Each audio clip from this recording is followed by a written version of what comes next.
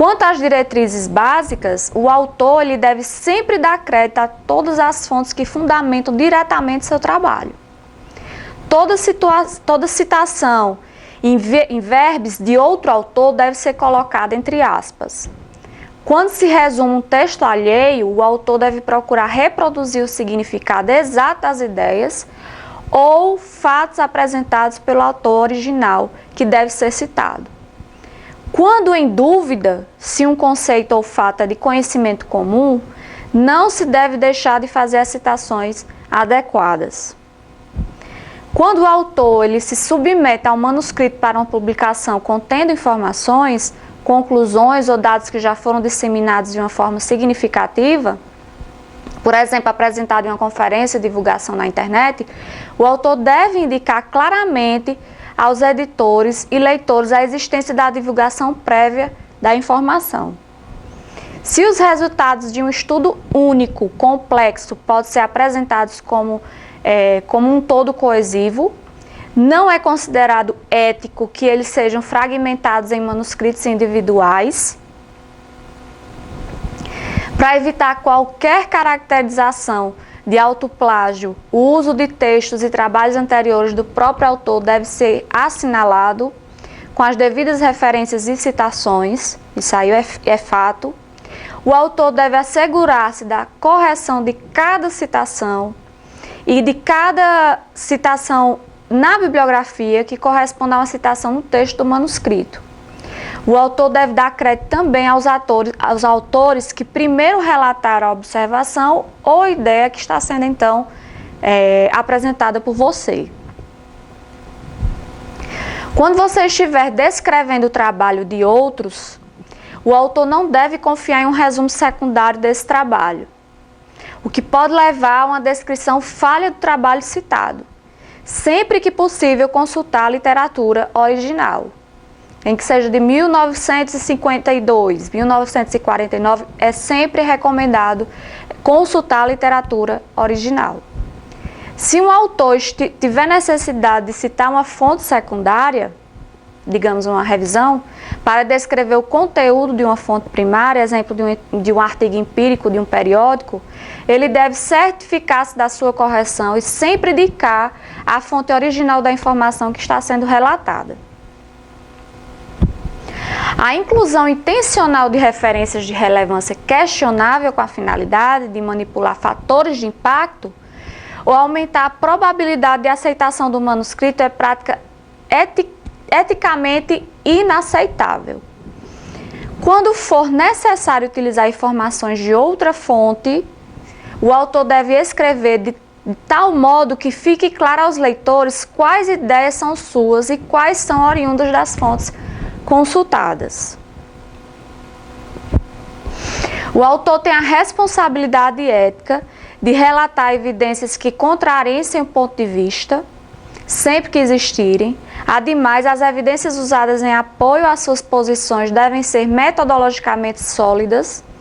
Quando for necessário recorrer a estudos que apresentem deficiências metodológicas, estatísticas ou outras, tais defeitos devem ser claramente apontados aos leitores. O autor tem a obrigação ética de relatar todos os aspectos do estudo que possam ser importantes para a sua reprodução, independentemente da sua pesquisa. Qualquer alteração dos resultados iniciais obtidos, como a eliminação de discrepâncias ou o uso de métodos estatísticos alternativos, deve ser claramente descrita junto com a justificativa racional para o emprego de tais procedimentos. A inclusão de autores no manuscrito deve ser discutida antes de começar a colaboração e deve ser fundamental às orientações que são, então, estabelecidas, como uma orientação, como uma coorientação, etc. Somente as pessoas que emprestaram contribuição significativa ao trabalho merecem autoria em seu manuscrito. Isso faz parte da ética. Por contribuição significativa, entende-se a realização de experimentos, participação na elaboração do planejamento experimental, análise de resultados ou elaboração do corpo do manuscrito, empréstimo de equipamentos, obtenção de financiamento ou supervisão geral, por si só não se justificam a inclusão de novos autores que não devem ser objeto de agradecimento, unicamente de agradecimento. A colaboração entre docentes e estudantes deve seguir os seguintes critérios. Os supervisores devem cuidar para que não se incluam na autoria estudantes com pequena ou nenhuma contribuição, sem excluir aqueles que que participaram de forma efetiva do trabalho. A autoria fantasma em ciência ela é eticamente inaceitável. Todos os autores de um trabalho são responsáveis pela veracidade e idoneidade do trabalho, cabendo ao primeiro autor e o autor correspondente responsável integral e aos demais autores responsabilidades pelas suas contribuições individuais. Os autores devem ser capazes de descrever, quando solicitados, a sua contribuição pessoal ao trabalho. Todo trabalho de pesquisa deve ser conduzido dentro de padrões éticos na sua execução, seja com animais ou então com seres humanos. Quanto à elegância científica, a elegância do texto científico consiste na forma rigorosa com que é tratado o assunto, especialmente no que diz respeito à clareza das definições dos termos, à precisão dos conceitos, ao rigor das divisões e das classificações dos objetos tratados e, claro, a evidência da argumentação. Ainda para a elegância científica, definições claras devem existir, divisões precisas e argumentação estruturadas dão garantia à interpretação do texto, assim como o rigor das técnicas dá garantia do processo de investigação. Então, o que é um projeto de pesquisa? Documento onde é organizada e descrita uma proposta de pesquisa com as seguintes finalidades: orientar o pesquisador durante o percurso de investigação, captar recursos financeiros, comunicar os propósitos de pesquisa para a comunidade científica. Então, o que é um bom projeto de pesquisa? Que ele seja original, que ele tenha um rigor científico, que ele atenda à elegância de um projeto de pesquisa e atenda os objetivos do edital, digamos assim, ou da chamada. E o tema de pesquisa é um assunto de um trabalho acadêmico delimitado a uma dimensão viável para a realização do trabalho. A escolha do tema é definir a linha de pesquisa. Eu trouxe aqui como exemplo, digamos assim, a obesidade. Dar preferência a um assunto que goste. O tema não deve ser amplo, como exemplo, causas da obesidade. Delimitar no tempo e no espaço, certo? A tendência contemporânea e local. Verificar se há conhecimentos acessíveis sobre o tema e, principalmente, pensar no prazo da pesquisa. Se você só tem um ano, essa pesquisa ela tem que durar só esse ano. Se você tem 2 anos, tem que durar, então, os 2 anos. Então, é importantíssimo pensar no prazo de pesquisa.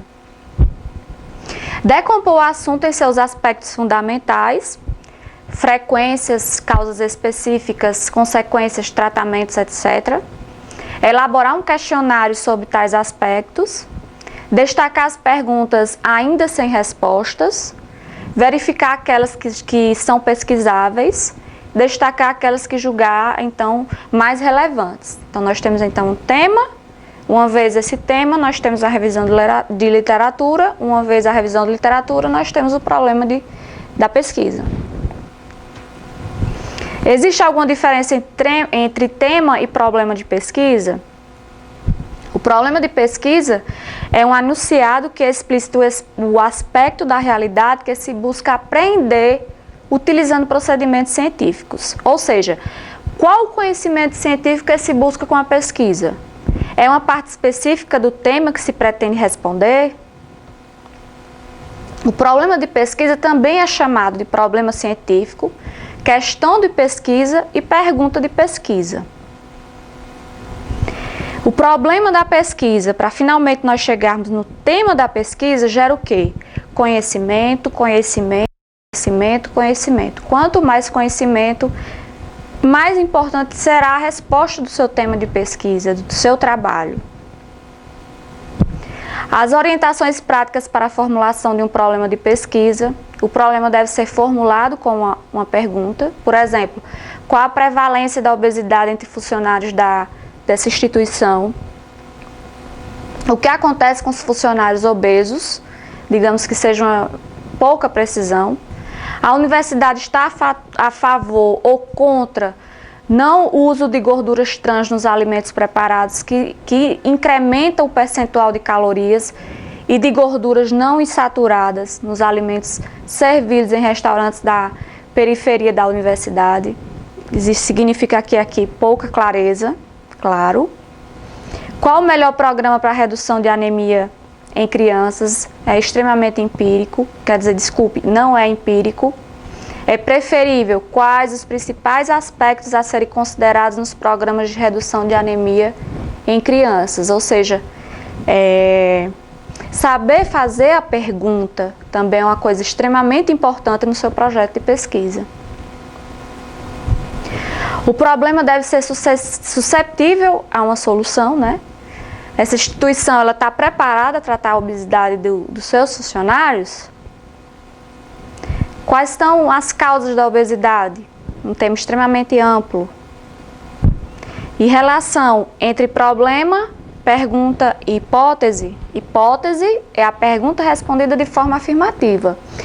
E é a suposição que se faz para explicar o que de fato se desconhece. Fica a dica. Não faça muitas perguntas. Número excessivo pode levar a dificuldades na execução do projeto. Não é o fato de que você não faça muitas perguntas, mas que você faça as perguntas certas para que você obtenha um excelente projeto de pesquisa. Eu tenho o meu problema de pesquisa e agora? Vou para o meu referencial teórico, minha pesquisa bibliográfica. De fato, varrer aonde tiver de periódico científico, de fotografias, de TCCs, de monografias, de dissertações, etc. É varrer aquele tema, já que eu já tenho um problema. O referencial teórico é um conhecimento fundamental de reconhecida credibilidade sobre o tema estudado, que serve como instrumento balizador da pesquisa. É uma teoria de base que serve de referência para a seleção dos procedimentos de pesquisa e para a análise dos resultados obtidos. Utilidade. Facilita a formulação dos objetivos e hipóteses e fornece os elementos para definir os métodos e para a interpretação dos resultados, dos dados então obtidos. Se apresenta nos trabalhos, digamos assim, teses, dissertações ou monografias, nas seguintes formas: sistematizado com a seção de capítulo metodologia, do capítulo de metodologia, sistematizado em um capítulo então separado. Equívoco comum que ocorre: mencionar o autor sem descrever os pressupostos da teoria, ou vice-versa. Ainda para o referencial teórico, ele possui vários aspectos importantes, que é a teoria de base sobre o tema, revisão bibliográfica sobre o problema específico, definição de termos, relevância para a pesquisa. E depois, nós temos a justificativa. Por que realizar o estudo? Os objetivos. Para que realizar o estudo? Verbo sempre no infinitivo. Hipóteses, o que eu acho que vou encontrar? Definir antes do estudo, baseado no referencial teórico, uma hipótese para cada objetivo. São escritos então como afirmações e o equívoco comum é a inconsistência entre problema de pesquisa, objetivos e hipóteses. Eles têm que estar extremamente entrelaçados. E daí? O que direciona um projeto? Qual a pergunta da pesquisa, que gera então finalmente o objetivo e hipótese? Qual o tipo de estudo quantitativo? Como pretende avaliar as minhas variáveis, categóricas ou então numéricas? Comparações entre grupos, não análise descritiva, sim testes de hipóteses, onde analiso programa estatístico, como apresentar os resultados em tabelas e ou então gráficos. A estrutura de um projeto, caracterização do problema, que é o estado da arte, objetivos e métodos, materiais e métodos, metodologia e estratégia de ação, resultados e impactos esperados, riscos e dificuldades, cronograma de execução, orçamento, contrapartida e referências bibliográficas. Resultados e impactos. A diferença entre resultados e impactos esperados é o seguinte: nós temos então um projeto que, com o passar do tempo, vamos ter o resultado em anos distintos, digamos assim, e finalmente vamos chegar em um determinado impacto. Observado. Uma vez observado, nós temos então os dados. Uma vez esses dados, nós temos então a informação. Uma vez a informação, vamos gerar o quê? O conhecimento, que é a finalidade primordial. E os tipos de conhecimento? Nós temos o conhecimento popular, conhecimento científico, conhecimento filosófico e conhecimento religioso. Vamos levar em consideração o conhecimento científico, que ele é um produto resultante da investigação científica, surge da necessidade de encontrar soluções para problemas de ordem prática da vida diária, senso comum, do desejo de fornecer explicações sistemáticas que possam ser testadas e criticadas através de provas empíricas e da discussão intersubjetiva. Eu trouxe aqui para vocês um modelo multicíclico do fluxo de um trabalho de pesquisa. Nós vamos ter, então, sempre batendo nessa tecla, a preparação, a descoberta, a análise, a redação, a publicação, a divulgação e, finalmente, a avaliação. Aqui mais um fluxograma interessante. Nós temos a produção do conhecimento específico, a comunicação, a avaliação pela comunidade científica, o marketing científico, comunicação entre pares, que é a mecanização de recuperação da informação, sistema de indexação, comunicação externa, secundária, comunidade científica, fator de impacto, o impacto social e a visibilidade científica, que finalmente nós vamos gerar um ciclo que chega então no fator principal, que é a ciência, o conhecimento. Qual o papel da revisão de literatura? Gerar informações para fundamentar os conhecimentos do cientista, ajudando na construção de novas ideias, projetos, discussão, conclusões acerca dos resultados de pesquisa. Testar o grau de originalidade da pesquisa proposta. Construir conhecimento original, de modo que os artigos citados não devem representar apenas o resumo das informações de outros autores, ao contrário, devem agregar novas contribuições ao conhecimento, dando sustentação à realização da pesquisa, à metodologia utilizada, à discussão e conclusões suscitadas pelo cientista. Apresente todo o aparato teórico que deu suporte à pesquisa, que ajudou a levantar suas hipóteses e estabelecer os seus objetivos, que esclareça conhecimentos importantes, apresente, discute e posicione-se a respeito de diferentes visões ou abordagens, mostre que você conhece o que você diz sobre o assunto, discutindo questões polêmicas ou causando problemas em algumas delas, e explicite sempre seu posicionamento nessas discussões. No último parágrafo, você coloca então o objetivo e hipótese, considerar o projeto então original.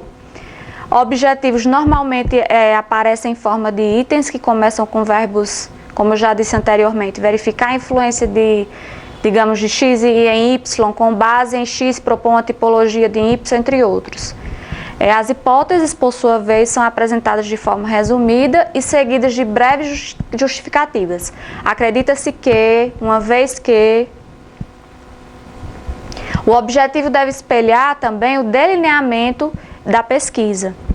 Se a pesquisa é descritiva, deve ser feito um recorte de um pedaço todo para então descrevê-lo. Se testa hipótese, é necessário apresentar as ações que deverão ser desenvolvidas na pesquisa. O verbo no infinitivo, analisar, demonstrar, identificar, descrever, ajuda na redação do enunciado, apresentando de maneira mais clara o que deverá ser abordado no trabalho. Metodologia é a descrição dos métodos, etapas, processos, equipamentos e demais recursos utilizados no desenvolvimento do trabalho. Informa sobre os procedimentos metodológicos da pesquisa, ou seja, os recursos que foram utilizados para a coleta de informações na tentativa de buscar respostas do problema. Se a pesquisa for puramente bibliográfica, convém informar já de início as principais fontes e os principais autores que foram utilizados para fundamentar o assunto. Dependendo da natureza da pesquisa, esse item pode merecer um capítulo especial no desenvolvimento do trabalho. A metodologia, ela utiliza diferentes ferramentas conforme a área específica do conhecimento. O material e métodos sempre levar em consideração que é o material, não os materiais e métodos. Material e método é uma parte muito importante na ciência empírica, uma vez que revela a adequação, confiabilidade dos resultados então obtidos. Inclui uma série de detalhes que pode tornar o texto não muito interessante, assim como torná-lo extremamente atrativo. Uma sequência lógica inclui então a amostragem, o delineamento, que podemos também citar como delineamento experimental, procedimentos específicos, análise de dados, que nesse caso seria novamente as análises estatísticas. Apresenta os dados em tabelas ou então gráficos, como eu falei anteriormente, seguido de reflexões teóricas sobre eles, a fim de generalizar, de tecer explicações, corroborar ou refutar as hipóteses e responder à questão proposta para a pesquisa. Verificar se os objetivos propostos para a pesquisa estão sendo devidamente contemplados. Se for o caso, propõe na discussão dos resultados uma reestruturação da teoria. Em resultados, como muito provavelmente não vai ser possível explicar tudo o que os dados mostram, nem resolver todos os problemas teóricos e empíricos, este é o momento de apresentar para o leitor os questionamentos que ainda restam e que poderão ser investigados em futuras pesquisas. A discussão é a abordagem dos resultados obtidos em relação ao estado de arte do assunto, destacando os detalhes e comparações mais relevantes. Se for o caso, citar as dificuldades encontradas no desenvolvimento da investigação. A conclusão é a partir da discussão dos resultados que conclui-se que os objetivos propostos foram então alcançados ou não. Devem constar eventuais críticas ou então sugestões. Levando em consideração as conclusões e as considerações finais, raramente chega-se realmente a conclusões muito definitivas. Por isso, em muitos casos, é melhor chamar essa seção de considerações finais e deixar a palavra conclusão para os casos em que ele realmente ocorra.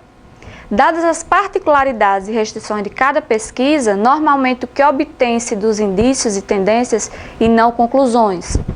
No momento do fechamento da pesquisa, retome os objetivos propostos na introdução, faça um breve resumo do que foi feito e apresente as principais conclusões ou então considerações que são consequências do que foi feito e não então tiradas do acaso. A conclusão e perspectivas. Ao final da conclusão, podem ser apresentadas perspectivas de continuidade e possibilidade de desdobramento do trabalho. Caso o projeto não tenha sido concluído, devem ser apresentadas as próximas etapas a serem desenvolvidas e descritas as perspectivas de continuidade ou desdobramento do trabalho. As referências bibliográficas é a listagem com as fontes utilizadas para a elaboração do trabalho, apresentadas em ordem alfabética, conforme norma ABNT para a citação de referências. Anexos e apêndices são pareceres de comitês de ética, leis e normas, fichas clínicas, questionários, roteiros de entrevistas, guia de observação, glossários, fluxogramas e até mesmo mapas. E a diferença entre anexo e apêndice, que o anexo é o documento ou texto não elaborado pelo autor, enquanto que o apêndice é o documento ou texto elaborado pelo autor. E quanto à orientação? A orientação, como eu falei anteriormente, eu trouxe aqui para vocês um artigo científico de diversos autores, como vocês podem ver, falando a tarefa de uma orientação, a tarefa de um orientador, né? Então, antes de qualquer coisa, é necessária uma questão de afinidade com o orientador. A linha de pesquisa do orientador se corrobora com a sua vontade, com a sua necessidade, com a sua ideologia. Porque senão as coisas realmente não vão andar conforme o previsto, já que você sabe que você tem uma data prevista para concluir. Então, alguns orientadores, eles se dedicam, aqui, esse artigo ele trouxe de forma negativa uma orientação. Eles se dedicam insuficientemente para realizar uma tarefa de orientação. Então, muitos orientadores, por conta dessa deficiência, eles lançam mão da orientação propriamente dita para uma co-orientação. A orientação é frequentemente inadequada em questão de horário, em questão de dias, se você vai ter que trabalhar no fim de semana, se você precisa desse orientador no fim de semana. É extremamente complicado. A orientação, como tarefa bastante difícil, ela requer uma combinação sutil de habilidades, requer certo e considerável grau de empatia entre as partes, isso é fato. A evasão e o abandono das atividades de dissertação ou tese estariam ligados a problemas, digamos, emocionais, isolamento e sentimentos de solidão dos estudantes. A autocracia, que domina as relações dentro dos programas de pós-graduação, dificulta o relacionamento eficaz entre o orientador e o orientando. O processo de construção de relações democráticas ainda sofre os efeitos de atitudes e comportamentos de forma totalmente oposta, tanto do orientador quanto do orientando. Então, de fato, como eu falei que eu trouxe para vocês de forma extremamente, digamos, os problemas, né, que são então lançados entre o orientador e o orientando, é necessário que exista acessibilidade, o acesso entre o aluno e o orientador. De fato, deve haver essa condução, essa linha de troca tem que existir entre o orientador e o orientando. Que trouxe até o título do trabalho, para quem tiver interesse. E o significado de ABNT. Já falei anteriormente que as normas elas devem ser seguidas conforme a ABNT. E a ABNT significa Associação Brasileira de Normas Técnicas. Um órgão privado e sem fins lucrativos que se destina a padronizar as técnicas de produção feitas no país. A normalização técnica dos produtos científicos e tecnológicos documentais é fundamental para a total e ampla compreensão e identificação dos mesmos. A Associação Brasileira de Normas Técnicas foi fundada em 28 de setembro de 1940 e consiste em um dos membros fundadores da Organização Internacional de Normalização, ISO, da Comissão Pan-Americana de Normas Técnicas e da Associação Mercosul de Normatização. A ABNT ela é responsável por elaborar normas brasileiras de produções de textos acadêmicos e científicos. As normas da ABNT costumam ser utilizadas como padrão para a produção de teses, ações acadêmicas, como trabalho e conclusão de curso, que deve ser feito pela maioria dos alunos quando finalizam os cursos de ensino superior no Brasil, como o caso de vocês. Cada norma brasileira se destina a uma característica específica da produção acadêmica, científica. Por exemplo, cada técnica aprovada e publicada pela ABNT possui um código específico, normalmente iniciado pela sigla NBR. Aqui nós temos as siglas NBR. A 14724, ela informa para a elaboração de teses, dissertações, trabalhos de conclusão de cursos. A 6022, informações para artigos em publicações periódicas, científicas impressas. A 15287, informação e documentação a respeito de projeto de pesquisa.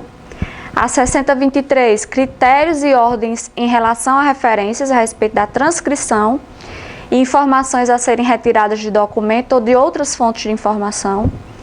A 10520, informações sobre a citação em documentos.